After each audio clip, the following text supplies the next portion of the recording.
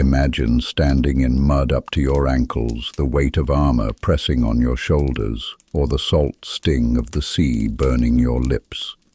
For the medieval knight, the soldier in the ranks, the weary archer, and the sailor adrift, life was never the legend we read. It was harder, hungrier, and far more human. Hi, my name is Sam, and welcome to Eyes Shut History. Before we dive into this knight's tale, the honorable thing to do is to subscribe and comment if you enjoy these tales. It really helps me to write more stories for you guys. Now sit back, relax, and let your eyes shut to history. Dawn is a pale seam on the horizon when the camp wakes. Somewhere a horse stamps, iron shoes ringing against a stone. Somewhere a pot hisses, oats turning to glue over a smoky fire. Somewhere a priest murmurs the shortest prayer he knows because there isn't time for a longer one. The mist smells of damp wool and last night's ash. You pull on a padded jack, still warm with your breath, and feel the day settle on you like a second skin. At the edge of the field, lances lean together like a stand of young trees, pennons limp and wet. Men cough, spit, laugh too loud. It is a morning like any other, and also the morning where some will never see noon. A knight climbs into his steel like a man stepping into a story he was told as a child. First the gambeson, quilted, thick, already dark at the neck where sweat always gathers. Then mail, a river of rings that hisses and sighs as it slides over cloth. Then plates strapped to chest and thigh, leather creaking, buckles biting, the helmet last, turning the world into a narrow, echoing tunnel. He has trained for years to make this feel like clothing and not a coffin. He knows each strap by touch. He knows where the weight sits, on shoulders, on hip, on the back of the neck, and how to shift it so it chafes least. He carries on his body the work of a dozen craftsmen, the smith who hammered the breast, the cutler who ground the edge, the farrier who shod the horse, whose breath he can feel even now, warm and sweet with hay. You could find him months ago in his lord's yard, riding in circles until the horse moves at the squeeze of a knee, cutting at stuffed sacks hung from a tree, practicing the reach and recoil of the lance until the muscle learns what the mind can drop. He has fallen in the sand and learned how to fall, armor ringing, pausing just long enough to convince his lungs to breathe again. He has learned a blade is a lever more than a hammer, that a line of men is a wall and a horse is a kind of prayer. Stories talk about honor, his hands know about grip and angle and the different music steel makes when it hits mail or shield or bone. Near him the foot soldier knots his belt twice because it always loosens at the worst moment. He has a spear polished smooth where hands have smoothed it, or a bill with a hooked mouth that bites through anything that isn't careful. His shoes are patched, his stomach is uncertain. He has marched until the blisters on his heels gave up and became callous. He has learned how to sleep under a cart in rain, how to keep a small fire alive with damp wood, how to hide a scrap of cheese in a place even his friend won't think to search, because his friend is a good man until he is hungry. They promised coin, they promised food, they promised above all that he would not stand alone when the shouting starts. He believes this like he believes the sun will rise, not because it always does, but because there's no walking forward without that belief. The archers stand a little apart, like men who carry a different kind of weather with them. Their bows are taller than a boy, staves of yew with the heartwood and sapwood married along a single grain, strings waxed and guarded from damp as carefully as a candle flame. Their fingers are lumpy with scars, their shoulders are not symmetrical, one blade rides higher, one arm ropes with muscle from years of drawing. They fletch by habit, even when there is nothing left to fletch, turning a goose feather in their hands and imagining the arrow it will guide. The smell around them is resin and glue and feathers singed to set the quills. When they shoot, it is not one arrow but a weather front, a grey hiss, a breath that moves across the field and falls with the soft, cruel sound of wood and iron entering meat. Somewhere beyond the land's last hedge, the sailors are already awake, because the sea does not produce dawn with any kindness. The sky is a bruise in the west and a line of pale in the east, and the wind has opinions. They roll out from under a damp blanket, one blanket, two men, because space is the first thing the sea takes. The deck tilts and tilts back, pitch sticks to everything, salt finds every cut and makes it honest. The ship, cog or galley, caravel later, talks in a language of creaks and slaps and little groans that are all normal until the day one of them isn't, and then everyone hears it at once. A mate's voice goes down the length of the hull with that peculiar sing-song that means orders and comfort at the same time. Hands to the halyard, ease the sheet, mind the yard. Someone goes forward with a lead line, whistling as if whistling made the depth kinder. By the mark, by the deep. By God, that's shoal enough. The first noise of battle is hardly ever trumpets. It is the shuffle and thud of men becoming a wall. It is the whisper that runs through a line when everyone realizes the distance between now and then is only as long as a good shout. The knight settles the bit, the horse dances under him, and he feels how the animal's fear meets and matches his own until they are one creature with more legs and a single heart banging against steel. A squire hands him a lance, the shaft trembling faintly because hands always tremble, and it is better to put the tremble into the wood. He lowers it, and the world narrows to a notch, a target, a calculation he has done 100 times on straw. Never once on a man who wants to live. The soldier plants his feet. There is a way to do it so that when the shove comes down the spear, it goes into the ground and not into your teeth. He knows this now. He did not know it last spring. He can hear the other side like a weather change, the scrape of their shields moving from decoration to use, a sigh that might be prayer or might be breath. He licks his lips and tastes the grease from last night's stew, and absurdly this comforts him, an assurance that he is real, that this is not a story that can be unwound by closing a book. The archers do not look at faces, they look at masses and gaps, at where cloth is thin and where horses will be when the arrow is there. They shoot into the future, that is the whole art. The first volley rises, and for a heartbeat the field looks like a pond in rain. Then the arrows fall, and the sound is everything at once. Iron on iron, iron on wood, iron in soft places. Men cough as if they have swallowed something wrong. Horses stagger and make that terrible sound that is almost a word. The archers shoot again. The bow pulls, the string kisses the bracer, the arrow goes. Breath becomes a machine because breath is the only rhythm that can be relied upon. On the sea, battle begins with closing the distance. No one wastes iron on crashing shot unless they are richer than they are wise, and it is a later century. In these waters, ships fight as houses that have decided to run at one another. The sailors shorten sail and come on under a triangle of canvas that looks too small to carry such weight. A crossbowman stands in the stern, feet wide, body moving with the ship as if he is part of it. He waits for the lift of a wave to give him the exact line he wants, then sends a bolt humming across 40 yards of restless air. Grapnels fly. The ships kiss hard, and the kiss is teeth. Planks crash together, and suddenly the sea is a floor under two rooms, and the fight is the old fight again, man to man, blade to blade, screaming close enough to taste. But those are the minutes that glint. Most of the life is the long, low stretch between. The knight sits his horse in a drizzle and stares at a tree line that hasn't moved all day and thinks about how his hands ache in the cold. He thinks about a rent due at Michaelmas, about a hawk he hopes will breed, about whether his lord will remember this morning's small bravery and forget last year's small failure. The soldier picks weevils out of a biscuit with the point of his knife and shrugs and eats what's left. He argues about a saint's day. He dices, though he knows the bones cheat him. He tells a story that everyone has heard and adds a new detail as if he were there when it happened. The archer rewraps a string against damp and rubs tallow into the curve of the bow and thinks of a cottage chimney that leans a little to the left and a child with a gap in his teeth.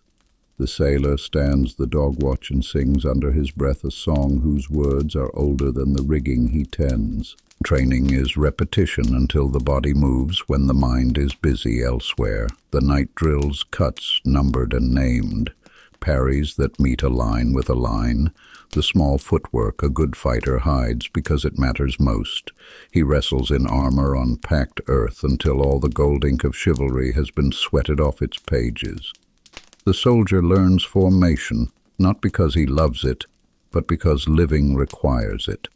He learns how a shield should tilt, how a spear's butt should tuck into earth, how not to chase a man who runs. Men who run often have friends.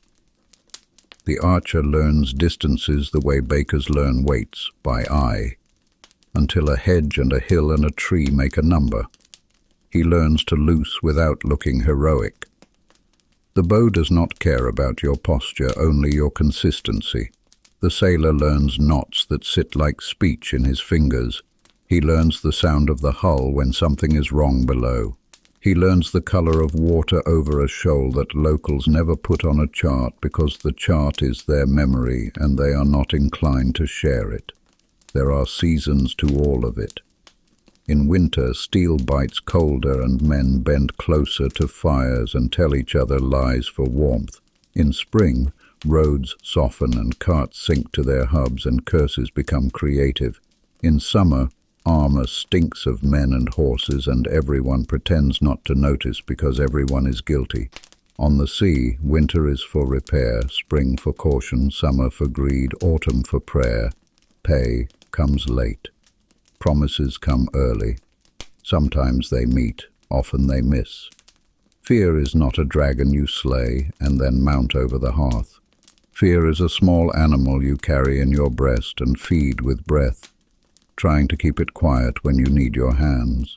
The night feels it when a visor drops and the world shrinks to a slot. He has learned to treat that smallness as focus and not as a coffin lid.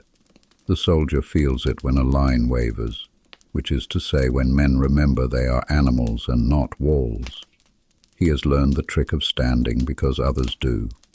The archer feels it in the moment between draw and loose, when the arrow is his and the choice is his and the sky is watching. He learns to let go. The sailor feels it when the wind goes strange and the sea becomes a mountain range that moves. He ties, he reefs, he prays, and he finds out again that the ship will forgive him his fear if his hands are steady. There is kindness too, though songs forget to mention it. A squire loosens a buckle with fingers so gentle he could be washing a child. A soldier shares the last heel of bread without looking at the man to whom he gives it, because looking would make it charity, and they are equals tonight. An archer plucks a splinter from a comrade's palm and spits on it and laughs because spit is as much medicine as they have. A sailor tucks his friend's cloak tighter in sleep and says nothing, because saying would turn the act into a deed, and deeds are for daylight. After battles the world is too quiet. Crows speak first, then flies. Men learn the sound a field makes when blood begins to dry. The knight's horse stands with one ear cocked and the other torn. He strokes its neck and feels the tremor in his own hand go out into the animal and come back smaller, as if the horse has taken a part of it away. The soldier counts his fingers and is surprised to find the right number. He wonders whether his mother will notice the new white line on his forearm and what story he will choose for it. The archer gathers any arrows that can be pulled from earth and wood and men, because wood is work and iron is coin and waste is sin. The sailor, after boarding and breaking away, watches the enemy ship fall astern, smaller and smaller, until it is only a memory with a smell, and then the wind shifts and duty fills the space where memory was. There are saints for all of them. The knight carries St. George on a token, because someone must win. The soldier scratches St. Michael's name on the inside of his shield, because someone must stand. the archer wears a little bit of wood from a holy place and pretends it helps his eye. The sailor nails a coin under the mast for St. Nicholas and spits over the side when he does it, because piety and habit share a spine. There are oaths too, and they mean something until they do not, and then men remember their own names, which is another kind of vow. Love visits the camp in the oddest hours. A letter comes with a cart of onions and makes a man smile at nothing for an entire afternoon. A lark climbs over a marsh at dawn and reminds a knight that the world contains things that do not care about horses. An archer finds a child's ribbon tied to his bow where his daughter left it in play months ago, and for an instant cannot remember how to breathe. A sailor sees another ship at sunset far off and imagines, for no reason he can name, that they are friends. And on some evenings there is a hush that feels like forgiveness. The wind falls. The last chores have been done. Armor hangs like sleeping men along a rack. Sails are snugged. Bows lie unstrung to save their strength. The stew is better than it has any right to be. Someone sings low, not for show, but because the mouth needs to make sound. Someone mends, someone writes, someone prays, someone sleeps with his hand still closed around a thing he needed earlier and will need again. The fire ticks. The sea answers. Stars appear that no one names because naming them would admit that they might be listening. To be a knight is to live inside a symbol you did not invent and try to make it fit your bones. To be a soldier is to build a wall out of men and stand inside it and hope the mortar holds.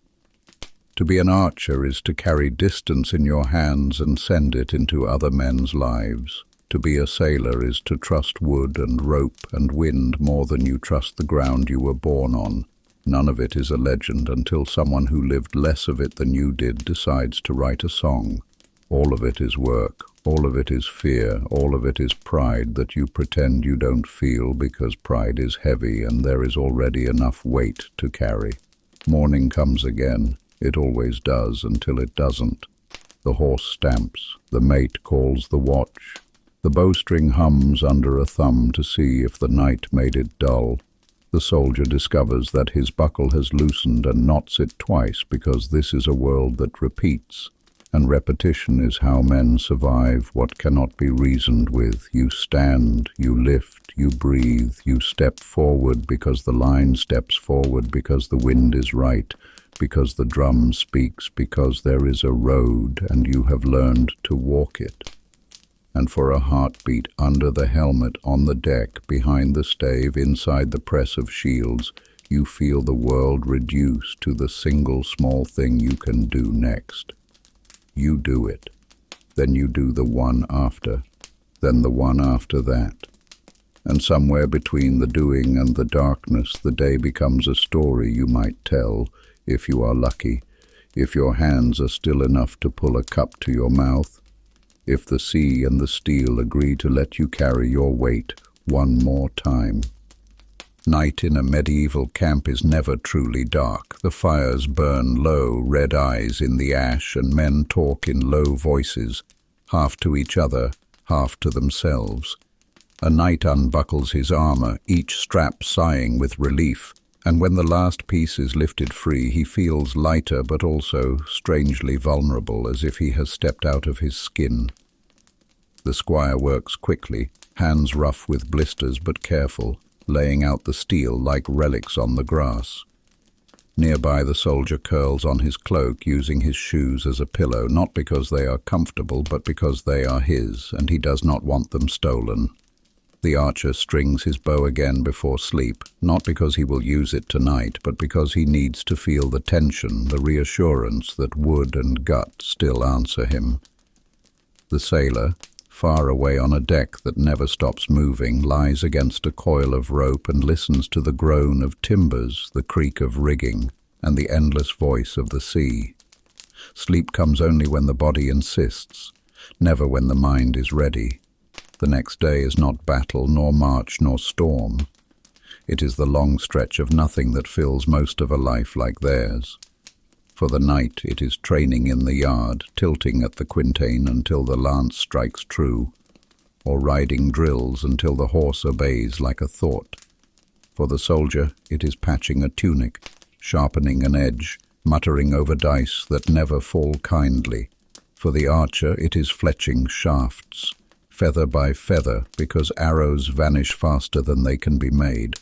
For the sailor it is the endless work of rope and sail, coiling, knotting, splicing, because neglect at sea is death. Days like these are what keep men alive, though no song is ever sung about them. Food is part of the rhythm, though it is rarely enough. A knight might dine on bread, meat and wine at his lord's table, but he knows too well the taste of hard rations on campaign. Soldiers eat what they are given, which is to say, whatever can be boiled in a pot. Thick stews, heavy with beans or peas, flavoured with whatever scraps of fat or bone can be found. Archers chew dried bread so hard it cracks teeth, softened in ale that tastes more sour than sweet. Sailors gnaw ship's biscuit alive with weevils and pretend the crunch is nothing but flour. And yet in hunger even the simplest meal becomes an anchor. A crust of bread shared between friends carries more comfort than any feast at a noble's hall. Weapons are companions as much as tools. The knight knows his sword by weight and balance, can tell it blindfolded from a dozen others.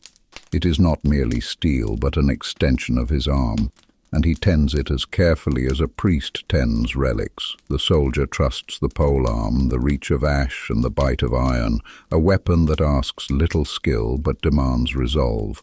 The archer lives by the bow, but he also carries a knife, for when the line closes and distance vanishes. The sailor wields whatever comes to hand, a boarding axe, a pike, a belaying pin, for the sea does not wait for elegance. Steel is heavy, yes, but heavier still is the silence of a man without it. What binds them all is not glory, but endurance. The knight may ride for honor, but he rides longer for duty, for land, for oath. The soldier does not dream of fame. He dreams of surviving one more campaign, of coming home with coin enough to eat through winter. The archer knows no song will carry his name, but he knows the sound his arrows make when they find their mark, and that sound is proof enough of his place in the line. The sailor cares little for kings or causes, but he cares for the ship beneath his feet, the brothers beside him, and the promise of land when the voyage ends. And always there is death close but unseen, like a shadow at the edge of firelight. The knight has seen friends unhorsed, armor turned coffin, eyes staring wide behind the visor. The soldier has stepped over bodies cooling in the mud, men who were laughing with him at dawn. The archer has watched a man fall, clutching an arrow he never even saw leave the string. The sailor has seen a ship vanish in a storm, swallowed whole without even time for a cry. Death is never far, but life, stubborn and loud, insists on filling the spaces between. Because life in the Middle Ages was not only fear and struggle, there was laughter, crude and sharp, traded across the campfire. There was song, rough voices carrying over the fields, tuneless but full. There was love, in brief letters carried by messengers, in tokens worn beneath armor, in thoughts of home whispered into the dark.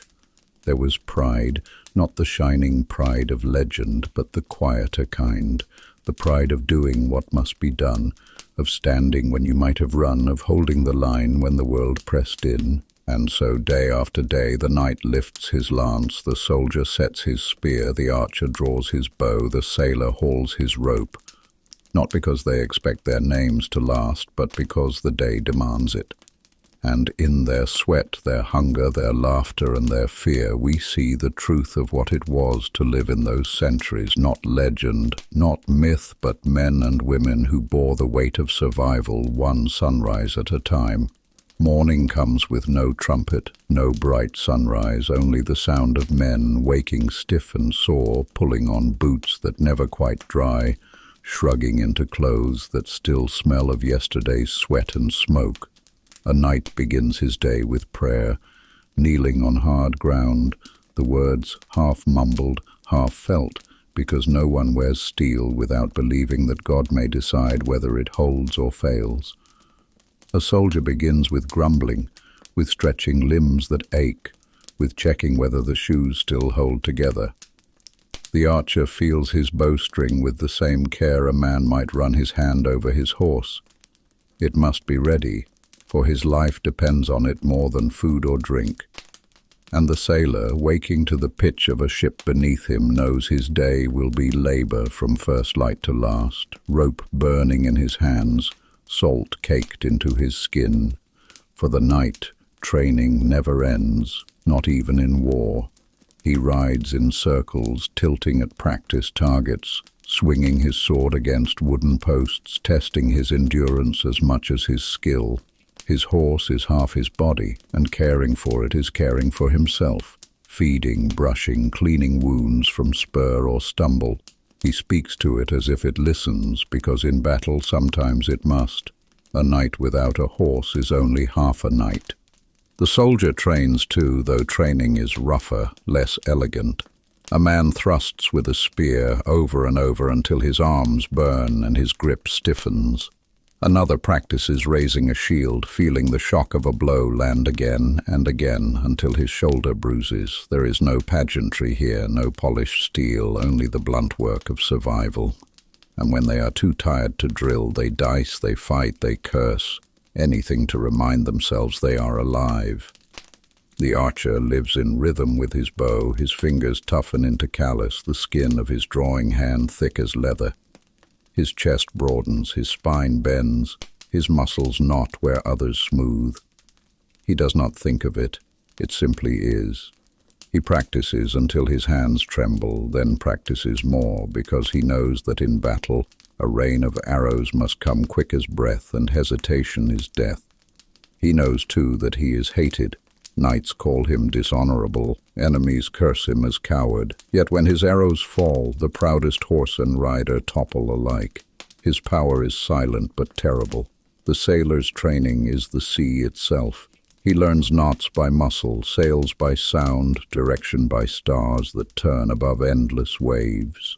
He learns balance on shifting planks, learns to climb ropes with fingers raw, learns to eat and sleep in motion, to live without land beneath him for weeks at a time.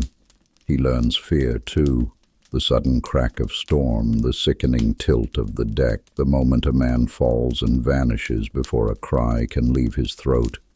And yet, he learns to laugh, because to laugh at the sea is the only way to stand against it.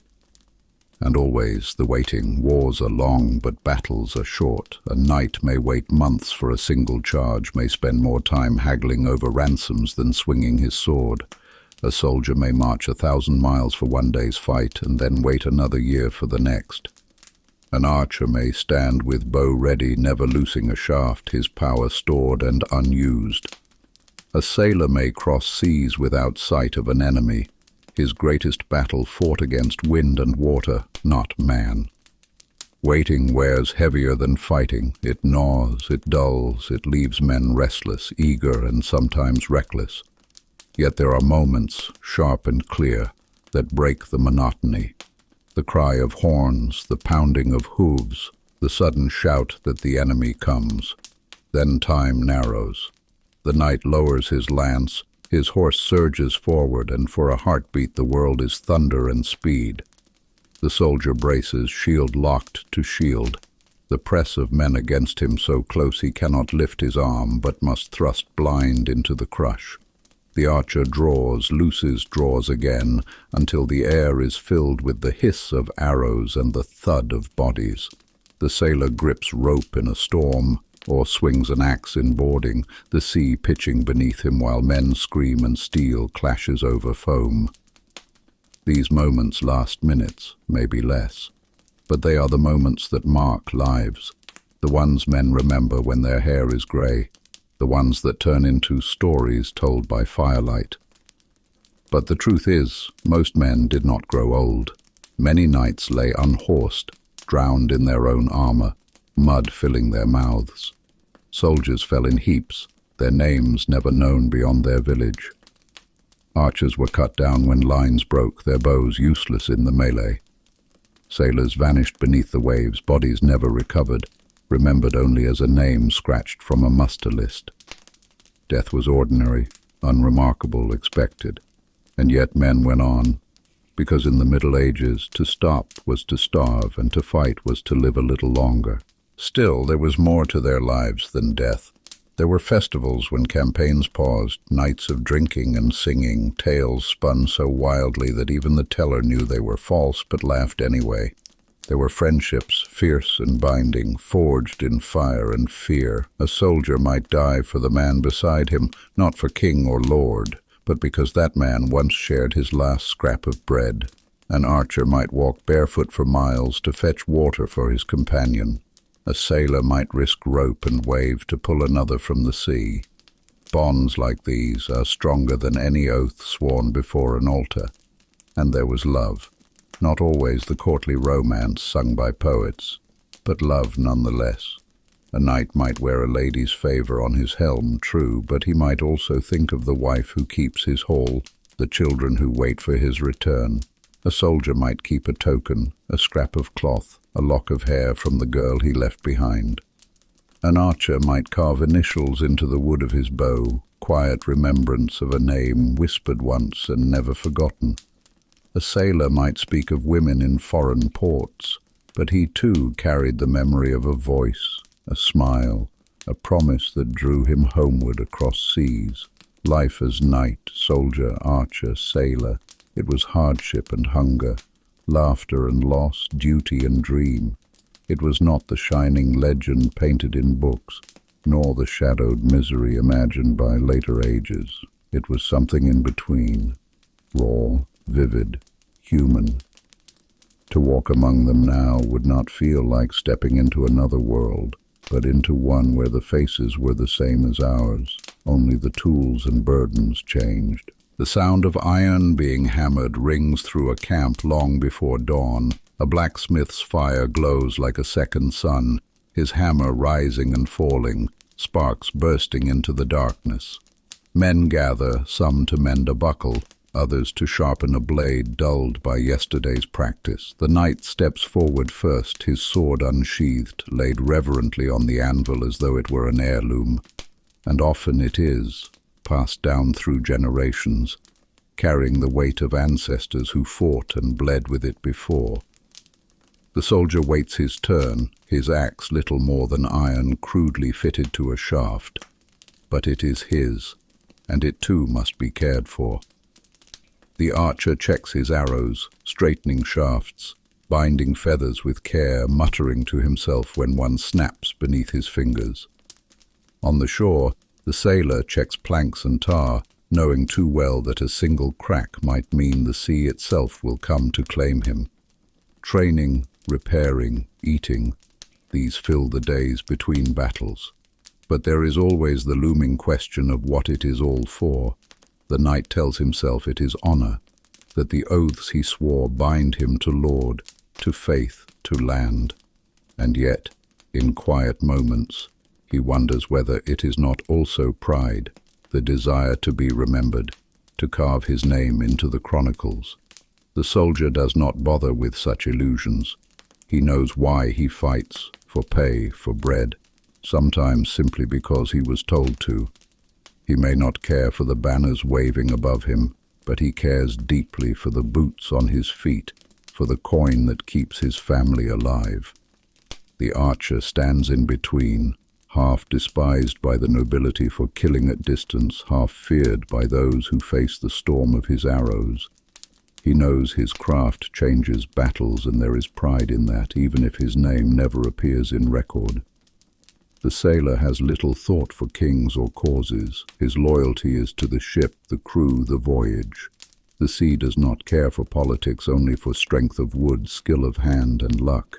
When fighting comes, the senses narrow. A knight's world becomes the rush of hooves, the lance striking home, the clash of steel. He feels the shock through his whole body, the ringing of his helmet, the suffocating closeness of armor pressing on every limb. For a soldier, the world shrinks to the crush of bodies, the stink of sweat and blood, the desperate heave against shield walls that threaten to buckle. His arm aches with every thrust, his ears ring with shouts, and in the madness he barely knows whether the man beside him is friend or foe. For the archer, it is distance, the bowstring biting his fingers raw, the rhythm of draw, loose, until his muscles scream. He does not see faces, only shapes falling far away, and he knows the terror his arrows bring even before the enemy reaches him. For the sailor, battle may be storm or boarding alike. The snap of sails, the shriek of wood splintering, the thunder of waves, or the roar of men leaping from deck to deck. And when blade meets blade over the rolling sea, footing is as deadly an enemy as steel. Yet when the fighting ends, silence descends as heavily as death itself. Knights gather their wounded, soldiers strip bodies of coin and gear, archers collect what arrows they can, sailors repair torn sails with weary hands. The aftermath is always the same: mud, blood, broken weapons, broken men. And yet there is relief. The living laugh too loudly, drink too deeply, because to survive when others did not is reason enough. Life in the Middle Ages for these men was not unbroken war. There were festivals, markets, holy days when swords were put away, when bows hung idle, when sails rested in port. Then knights rode in tournaments, more play than war, though still dangerous. Soldiers returned to villages, to ploughs and fields, their weapons rusting until the next summons came. Archers hunted in forests, loosing shafts not at men but at deer, their skill feeding family rather than army. Sailors drank in taverns, told stories too wild to be true and yet so vividly told that men listening could almost see far-off shores, strange beasts and storms that blotted out the sun. Even in war there was music, pipes, drums, the strumming of strings by firelight. A soldier might hum a tune while sharpening his spear. A sailor might sing shanties to keep rhythm while hauling rope. A knight might listen to poets recite tales of Arthur or Charlemagne, dreaming of legends even as he lived in mud. And laughter, always laughter, crude jokes, pranks, the kind of humor born from hardship, where to mock misery was the only way to keep it at bay. In truth, knights, soldiers, archers, and sailors were not so different from us. They feared death, hungered for survival, longed for warmth, for food, for love. They lived in a world harsher than ours, but their hearts were the same, beating fast in fear, swelling in pride, aching in loss. We remember their battles, their banners, their kings, but the truest history is found in their silences, in the quiet prayers before dawn, in the weary laughter after battle, in the soft words written home. Armor, despite the weight, was never the clumsy cage storytellers loved to imagine. A knight could run, mount his horse, even tumble to his feet again if thrown. The iron was heavy, yes, but balanced across the body, fitted like a second skin. When he fought, it was not as some lumbering giant, but as a man trained since boyhood to move as steel demanded. The true burden was not the armor, but the heat beneath it, the sweat pooling, the rasp of breath within the helmet. Long hours in harness wore down even the strongest, and often a knight staggered more from exhaustion than from blows. For the soldier, myths were different. We picture lines of faceless men pressed into war by lords, beaten into obedience. Yet many soldiers were seasoned fighters, men who chose this life again and again because it offered coin, food, and the chance of spoils. They were not nameless, they had personalities, tempers, rivalries. In camp they diced, they sang, they stole, they argued. Their loyalty was rarely to banners, but to comrades, to captains they trusted, to the thin thread of pay that might reach their family. To dismiss them as mere fodder is to forget that they laughed and cursed just as we would, that their survival depended on skill as much as luck. Archers, too, carry myths like shadows. The English longbowmen at Agincourt, the stories say they were peasants, half-trained, flinging arrows as if chance alone won the day. The truth is harder, more disciplined. An archer's body bore the mark of his craft: bowed spine, knotted shoulders, thick fingers calloused from years of string and shaft. He trained from childhood, drawing bows so strong that modern men struggle to bend them. His arrows were not scattered wildly but loosed in rhythm, an iron storm that could darken the sky. He was feared not only for his range but for his persistence, volley after volley, until even the proudest knight learned the truth. Courage alone could not stop a shaft that fell from above. The sailor perhaps carries the strangest myths. We imagine him thinking the world was flat, clinging to shores for fear of tumbling into nothingness. Yet even the humblest seaman knew the horizon curved, knew that masts rose before hulls when ships approached, knew the stars guided more surely than any road. Their fear was not of falling into the void, but of storms, of reefs unseen, of disease gnawing at their bodies. They were practical men, living in wood and rope, trusting craft and experience more than philosophy. The sea was enemy and friend, promise and grave. And all of them, knight, soldier, archer, sailor, lived in a world where faith sat heavy on every thought. Before battle they prayed. Before sleep they prayed. Before setting sail, before loosing an arrow, before lowering a lance, they crossed themselves, muttered invocations, begged saints to stand beside them. For all their strength and skill, they believed survival belonged not to them but to God's will.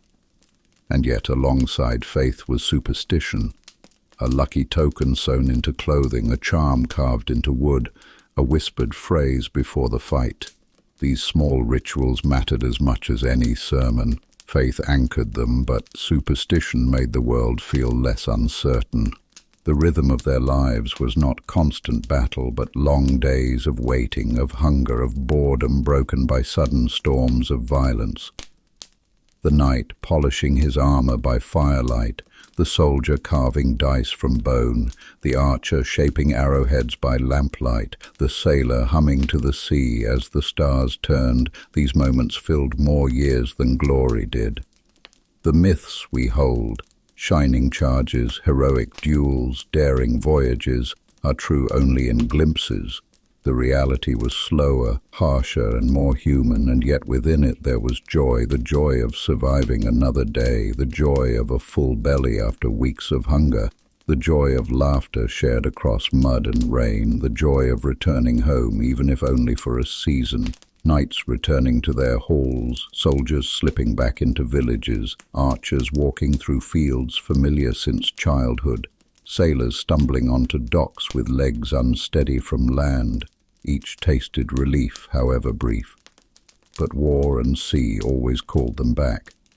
The knight rode again at his lord's command, the soldier marched with the next levy, the archer strung his bow for another campaign, the sailor hauled ropes for another voyage.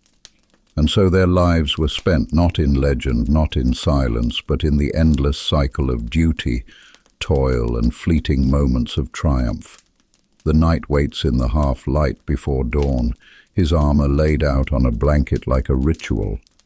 First the padded gambeson, quilted thick against the bruises that will surely come.